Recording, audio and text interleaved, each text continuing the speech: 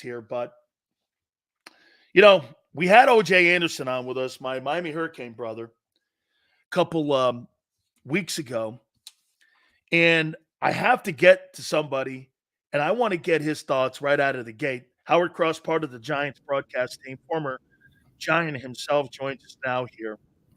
And there aren't a lot of happy people. By the way, Howard, thank you so much for doing this for me, my friend. No problem. No problem. Glad I could be here. All right. Your take on Saquon Barkley going to the enemy. We're based in Philly. Just so you know, we're based in Philly here. What was your initial take, man, on why on him choosing the Eagles?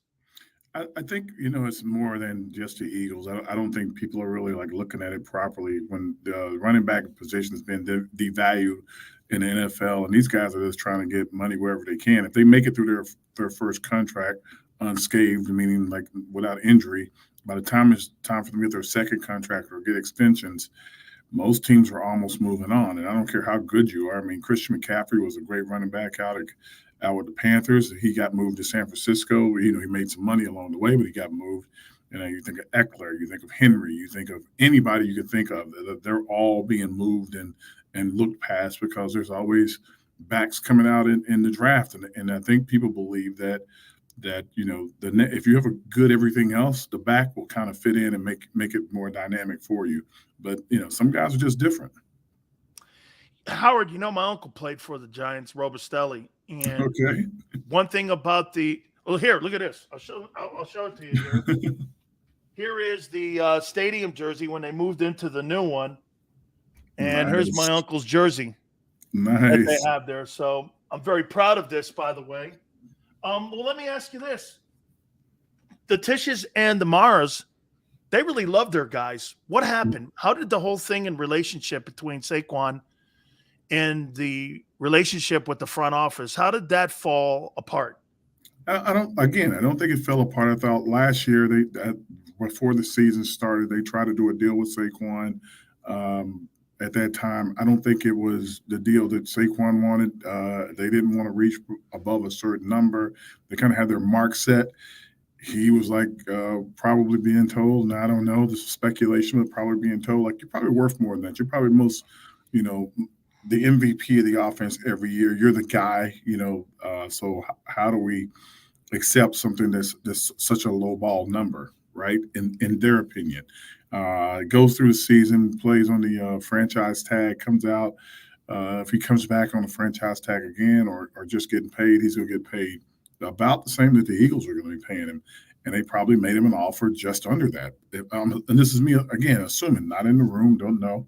And then he had to make a decision. He goes out. The Eagles had him circled. If he was to be, a free agent at any moment in time, they were going to talk to him. So, again, congratulations to Saquon for going to get his money. I don't fault anybody from going to getting their money. Like, in this day and age of fandom, we think that how could someone do this? And at the same time, I was talking to a guy that was like beating me up, telling me how I can't believe this. This is ridiculous. I said, how much do you make a year? He goes, I make $78,000 a year. So if someone was willing to pay you $90,000, would you take it? He was like, yeah. I was like, case closed. Move on. So, right. And it's just silliness to see especially at that position, right, Howard? At any position, if you can make more for your way of doing the same job, go take as much money as you can. It's such a short career, especially for running backs. There are very few running backs that play 10 years. So get as much as you can while you can and get out. And and Saquon, as great as he is, has been injured a few times. And, it's because he's been behind one of the worst lines in history at one point, but he's been injured a few times. So if you're getting injured, get your money because you may have to, or you may not get another opportunity. And that they don't bring that cash bell every time that you step on the field, believe me.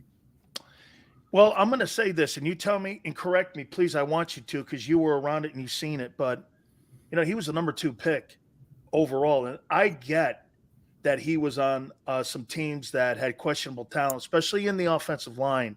Mm-hmm. Flowers' move wasn't the best pick by the Giants. I get it all, and I get it. But I saw Josh Jacobs in a bad situation in Las Vegas. And Derrick Henry wasn't in the greatest position, and I'm not comparing talent there. And even Christian McCaffrey in Carolina, he got that contract in Carolina, not San Francisco. I never thought he lived up to the second pick in the draft with the Giants. Am I off base? I think that you have to realize that if you look at his numbers and you look at his numbers after contact, which would be the problem with Saquon, his contact was a yard or two in the backfield.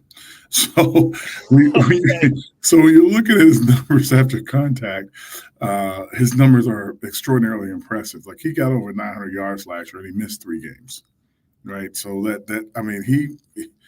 he's a dynamic player. If he can take some of the hits off of his body at the line of scrimmage, he's going to make he's going to make a team pretty well. I think the Eagles will do better. They have a better front. They have weapons on the outside. Well, they did have 2 weapons on the outside. They have weapons on the outside. They have a good tight end. So, and you have a quarterback that's mobile a lot like Daniel. So you have a lot of things that you can't just say like we used to watch. If they faked the ball to Saquon, the entire defense would like move 2 or 3 steps in his direction before they came back to see where the ball was. So that was, he was a big threat for the offense. When you have to watch outside on both sides for the receivers, and you have to watch the tight end, you have to watch the quarterback. You can't just say, "I'm going to watch Saquon." That's going to be the biggest difference for him playing with the Eagles. Do you think durability is also something that you have to be cognizant of? Like, because again, this injury happened to him, like, I think 3 years ago. So, you look at what's happened over the last 4 years. He's averaged like 735. He had a 1,300-yard year a couple of years back. I get it. He was really good in that season. Is something like you want to monitor him? I'll call it like a pitch count, Howard. You want to keep him under 220, 230 carries to keep him fresh and effective. If that's what's going to be something that the Eagles have to look at? I don't think that's not even a question. I don't think the Eagles are going to run him 300 times a game, 300 times a year. I just don't think that's not how they're going to use him. I don't think that's, even if he was that, first year coming out and he had that kind of ability, I don't think the Eagles are going to, throw away their offense and throw away their abilities of the receivers. The receivers would be really having a hard time if Saquon's getting every touch, every play. It changes the dynamic of the team. You have a quarterback that can run the ball. You have Saquon that can run the ball. You got receivers that are going to really put pressure on guys. You have a great tight end that can catch the ball in a mid-range area. So there are a lot of people that need to touch the ball, and saying that you're going to grind it out also means you're not going to score as many points, right? So if you're grinding it out, you're trying to eat up the clock. Even if he has a long break, and like Derrick Henry would have long runs, but it was like the 2, the 1, the -1, the 2, the 1, 60 yards, touchdown. Oh, that's great, but you can't keep doing that, because when you have those missed opportunities, they turn into from second and 12s to 3rd and 12s, and you don't want to put yourself in that position every time. It just changes the future of your offense. And again, if he's the focal point of the offense, then he won't be as effective. And that's how I view it. I think he's a dynamic he's a game breaker. But if everybody on defense, just stop 2-6, everything else will work out. Just stop 2-6. If that's what they're doing, I don't care who's blocking for him. They're going to be able to get to him. Daniel Jones, do they have buyer's remorse after putting that deal together? How do you look? Is he the future of the team, or is that still in question heading into the April draft? I think the draft will not, unless something dynamic happens up front. If someone doesn't go where they're supposed to go and things start to fall, would be the only reason they would probably take a move. I don't think they're going to move 2 or 3 spots to give up 2 first-round picks or something like that. I think they know they have so much to build with a team. They have a lot of value with draft picks. They have really high draft picks if you think about it, in the first 3 picks they have in the first round, second round, and third round. So they have the ability to get some pretty good players if they do that. If things change. I would say, and again, guessing, if things change, if one of the quarterbacks fell that they had their eye on, which I don't know which one of the 3 or one of the 4, as people would say, they have their eye on, or let's say that things really went wacky and Marvin Harrison fell to them. And everybody goes, you got to take Marvin Harrison. But if someone's coming up and says, hey, look, we'll give you 2 firsts for Marvin, you have to take it. So they might have to move back. So there's at the position they're in, they're in a very unique position because they can get a lot of good quality. If they move up one spot or two spots, they could get one of the quarterbacks. If they, if so happens that someone decides not to take one of the quarterbacks and takes big alt, which they should do. He's a great player in Notre Dame. Then all of a sudden, 2 or 3 guys could fall back to you that everybody covets. If they're not the guys that you covet, then that's a chance for you to step out. So it's going to be a lot happening. I don't know who's going to do it. New England has an opportunity if they trade out of their pick, even though they're that high, to get a boatload of picks for it, and they need a lot of help on their team as well. So I just don't know. Minnesota's going to be looking for the quarterback, trying to figure out if they get the quarterback of their future. They may be willing to move up, and it just depends how far one of the 3 guys falls and which guy everyone likes. Absolutely. And Minnesota's already made a move to get 2 picks in the first round to potentially move up maybe into the New England spot. But I also throw this at you, and this kind of goes in your wheelhouse. I got a feeling that kid Brock Bowers could land with the Jets or with the Giants also if they're sitting in that position because, and I said this, Howard, he's probably the best player in the draft that could make the biggest impact too because when you played, there were tons of great cover linebackers. In today's NFL, that position, like the running back position, has been devalued.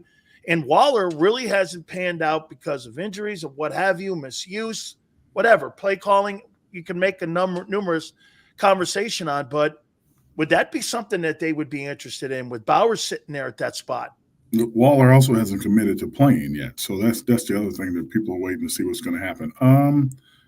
I like Brock. I think Brock's going to be a great player. I think Brock is in-line ability to block and take on guys in front of him, playing in the SEC, playing against some of those big-time pass rushers and some of those big-time guys will give him a chance to be part of an NFC that blocks, that has to catch the ball. But his ability to step out into that slot position is going to be the thing that's going to give the guys the most problem. He's a pretty fast guy. He runs great routes. He has good hands. He's been pretty durable. I think he had a little bit of an injury late last year. I don't think that the injuries he's got in college will not happen to him in the NFL because you just can't hit a guy like that catching the ball. So that's going to free him up even more. As far as guys covering guys that they used to, it's a different league. I mean, back in the day, running a lot could hit you if you pulled up in a curl right in front of him, or one of the linebackers would take you out if you came across the middle, not paying. You'd have to be head on a swivel all the time, and you just don't have that anymore. And I understand why. I mean, I understand the safety reasons and stuff.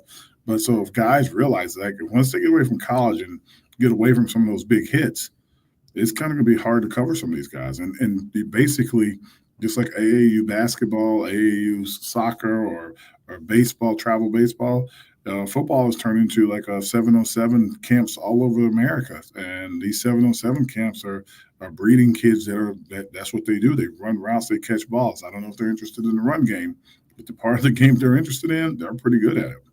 Couple last questions for you here. You got to love what they did, at least in the offseason here, with now Kayvon Thibodeau. Now you got Brian Burns on the other side. You got the big horse in the middle on your front four, or your fronts now and your front seven. You could make an argument now of all the teams in the NFC East that they may have the best pass rushing defense that's in the East now, because they got Pro Bowlers all over the place. I mean, Burns is coveted by everybody, and I was actually shocked at 2 and a 5. I know the salary's high, but they didn't have to give up a king's ransom to get that kid, when last year the Rams were asking for 2 1s and Carolina balked at that. So, I mean, they ended up only giving 2 and 5. I mean, you have to feel good about that the defense was improved, at least in the front seven. The defense is definitely improved. I think they're going to be able to get after the passer, and I think that's the thing that you want to stop and shut down. You got Dak down in Dallas, who's throwing the ball all over the field. You got Jaylen, who can move the ball around. We don't know what's going to happen in Washington yet. So if you can get to those guys more frequently and get quarterback hits and get them on the ground and getting them looking off to the sides instead of looking down the field, that's going to help out tremendously. And you got always Sexy Dexy in the middle, who's like, no one wants to see that guy coming at him. I mean, he's a big human being. So you have to be careful of that. Thibodeau will just get better and better, every year, especially when he has, quote unquote, a little more competition on the other side of the line. When he looks over and somebody's coming off and getting sacks, he picks up his level even more because he wants to be that guy. So if you bring in that guy, and now he's like watching him, he's going to be doing everything he can to get back there as well.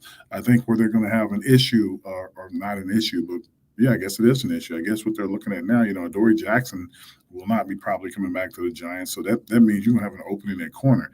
They have a lot of bodies on the team right now, but they don't have what I would consider a starting corner to be opposite of Banks.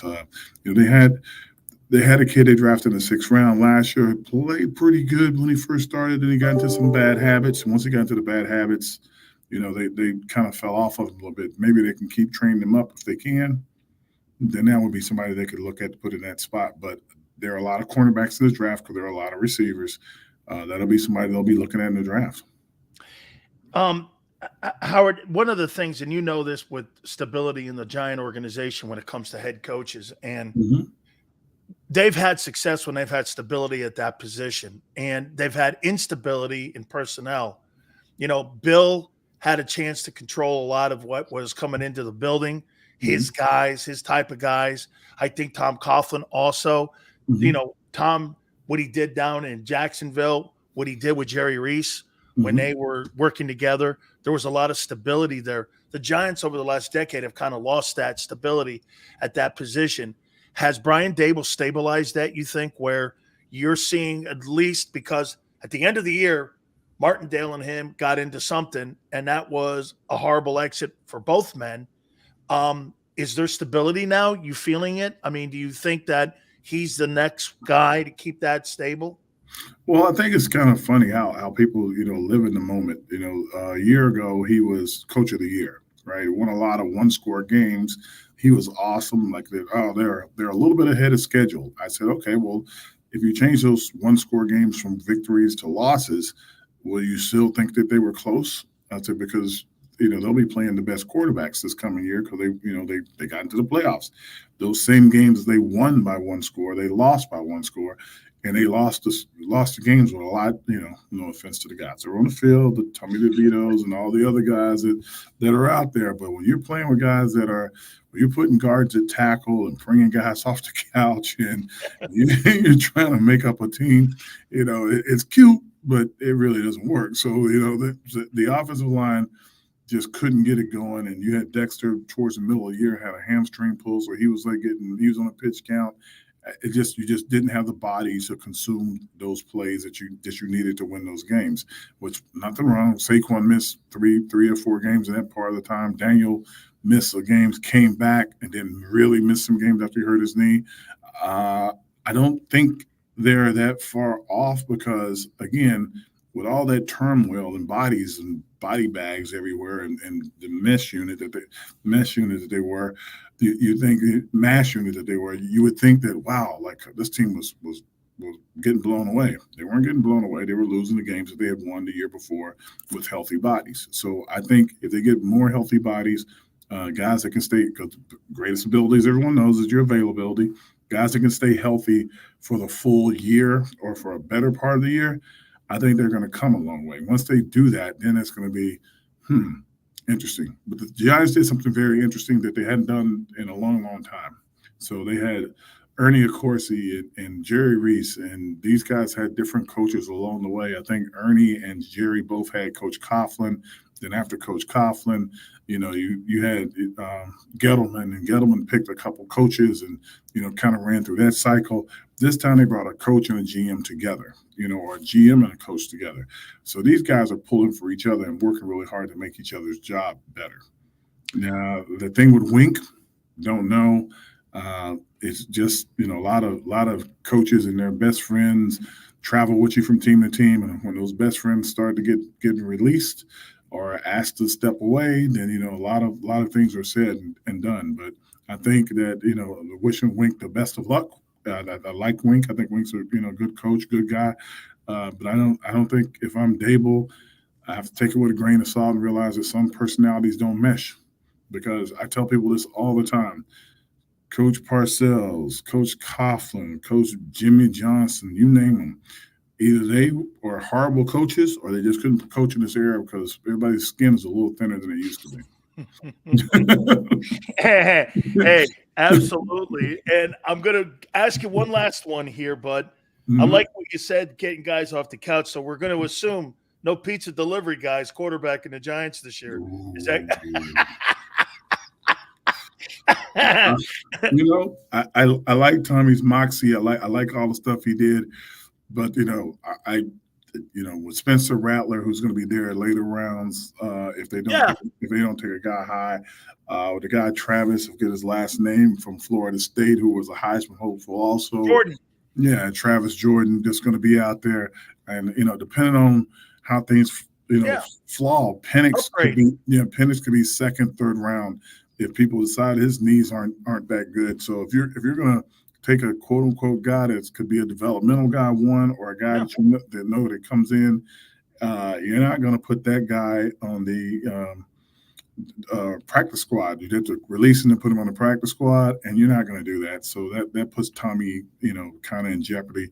If Tommy gets off waivers and is able to come back to the team, on the practice squad, that would probably be great. But I got a feeling that people are going to be like, hey, look, this kid could, if things go sideways, we need somebody that's got some reps and that can play. And he'll be able to go in and do it. He's a smart kid. He really studies really hard. I know there's a lot of jokes and everything that went around about him, but he did a really good job. He took a lot of hits, and didn't get rattled, stayed in there and kept going. Once Saquon got back, they even asked him to run the ball a little bit. He showed he could do that. Was able to kind of push the ball down the field. Again, I don't know if we have the greatest receiving room to display that for anybody, but for what they gave him, he did a good job. Finally here, you just mentioned it. Is that where you're thinking they're landing in the first round as wide receiver? If it was me, I'd take Neighbors out of LSU. I think he's probably the best receiver that's not the kid out of Ohio State. Some people like the kid from Washington. They think he's like a bigger version of guys. Even the kid Blair Thomas, the other LSU kid's a pretty good ball player too, but he's not quite Neighbors. No, he's not quite Neighbors. I mean, if you're gonna I want somebody I know that. I have a big thing that everybody makes fun of me about up here. And I'm like, I said, I get tired of hearing people talk about 50-50 balls. Oh, this guy's got great range. He's a 50-50 ball catcher. This is awesome. I'm like, this means he's not open. I'm like, if you run better routes, you're open. Like someone was trying to tell me today, I believe that, Plexico Burst was a great 50-50 ball cover. I said, no, Plexico Burst wasn't. Plex was open. They're like, yeah, but I'm like, no. Open, separation, no one around him. That's what you want. You want guys that can create separation and, have, throws for the quarterback. It's great for a quarterback to be able to thread the needle and all that great stuff. That's cute. But I want guys running routes when nobody's around them and people are like, oh, my God, that guy's so open. That's what causes problems. Did you play for Coach Bryant? No, I'm not quite that old, but I appreciate it. That's right. What am I talking about, man? He's probably saw me practice in high school or saw me against somebody in high school that he was probably recruiting, but I didn't play there. What do you make of the changeover at Alabama? I mean, you got to think now this is, a lot to do with Nil now. Coach doesn't want to deal with that kind of aspect of it, but it's going to be interesting to see how Bama looks moving forward in the next 3-4 years. Yeah, I think that, the shortest version I got of it is this. I can identify with what Coach felt. All right. And I get a lot of people saying, well, these guys deserve to make money, and I get all that. My son played football at Notre Dame. I get the entire snap. I got the whole view of it. But the real ideal is that you want your kid to go to school to get a scholarship. If you get a scholarship, is to get a degree. You hope that they play baseball, basketball, football, whatever it is in their major sport, but you really want them to get that degree. And I think that's probably the culture that these schools are trying to build and create. And I think that's what, Saban had a really good record of having so many of his guys graduate. And that was a big thing. And now it's more about the NIL money and, transfer. You got to recruit the kids out of high school. Then you got to recruit kids off the transfer portal. and it's all about how much money they're going to make, and I understand it. The new coach coming in, like the guy, he did a lot with Washington, the tremendous amount with Washington, turning out that he's a pretty good recruiter. If there are kids that are out there and they're watching them, and the first thing I would think is like, I'm going to head to Alabama if I'm a receiver. I got to get there tomorrow because they're going to be putting the ball in the air. If I'm, offensive lineman, I got to really, I'm heading there because I'm like, hey, look, they can shut guys out and block guys. They blocked a bunch of great fronts. So I'm trying to get there. So those are the two things that I'm excited about. Defense, that conference out there, not known for the greatest defenses. So I'm interested to see who he brings in as a defensive coordinator. I know who he brought in, but how they mesh and how they teach the guys, because the SEC is not for the faint of heart. It's not like other conferences, and you can fly in there and on Vanderbilt, and they'll be like, "Whoa, wait a minute! I thought this was Vanderbilt." Like, yeah, everybody wants to win, and they get really good kids there in the South. And I tell people this all the time. I say, "Why do you think this SEC is so great?" I said, "Because it's warm. Like, if it's a warm place, I think that a warm place people love." So that's the big moment. Can I get one more on you? Okay. All right. Have you been surprised by Jaylen Herz and how much he has? Now, look, he made a step backwards last year, but as you know, hey, man, you've got to elevate your game. They had issues with the coaching staff last year. There was a nuclear meltdown. But have you been surprised from where he was at Alabama, being demoted, losing his job, then having to transfer, and then getting a $255 million deal with the Eagles is unparalleled? I mean, I don't know if I've ever seen a guy get fired. Maybe Joe Burrow getting fired and told he couldn't play at Ohio State, and he had to go to LSU. I mean, it's pretty remarkable to see where he's come from. Are you surprised? No, I think it's a misnomer the way they're trying to make it out. He got fired. I think it's just two different styles. At Alabama, they had him as the prolific running quarterback. He could throw the ball, but he was more in tune with the play. The RPOs, and the RPOs. The P of the RPO wasn't really that big of a deal for him, because they were just rolling over guys and going and going. And you get into a Georgia game where they're like, okay, we're going to crowd the front with 8 and 9 men. We're not going to let you do that. It wasn't a demotion. It was a change of looks. Like, Georgia wasn't prepared to play against Tua. They weren't, looking for, that kid to be throwing the ball over the field. He gets in, he throws the ball over the field. He looks great. And all of a sudden, Saban's, faced with a dilemma. Do I put my guy back in, or do I put this kid in and see where he goes? And they stayed with Tua. Not a bad choice. They won some national championships and stuff with. And then you look at Jaylen and you wonder, like, how did he, how are they going to make it? How are they going to do? He came back in the following year and beat the same team that he had to go out against. That's one. He leaves after graduating. I want to make sure we say that after graduating from the University of Alabama, he leaves and goes to Oklahoma and has an incredible 1 year there, throwing the ball, moving around, going from the prolific running quarterback, which he still ran the ball, to this quarterback that could sling it all over the field. That was the growth that, if anybody was watching and paying attention, they should have said, like, interesting. All these guys that are quarterbacks that have real ability and they're sons of coaches, they look different. They process different. They have different work ethics. And Jaylen's one of those kids. It's crazy that since 2009, only 2 quarterbacks that were drafted in the first round have won Super Bowls: Matthew Stafford and Patrick Mahomes. There's only 2, and there were 43 drafted in that time frame. That just shows you right there, Howard, how hard it is. Well, if that kid Mahomes keeps playing, it's going to be only a few. Yeah, there won't be enough for it to go around. Howard, I got to let you go, man. I could talk forever with you. Thank you so much for always finding time for me, man. I really appreciate it. Thank you, my friend. Have a great one, brother. You got it. That is Howard Cross, part of the broadcast team for the New York Giants. We really appreciate him coming aboard. That was absolutely awesome.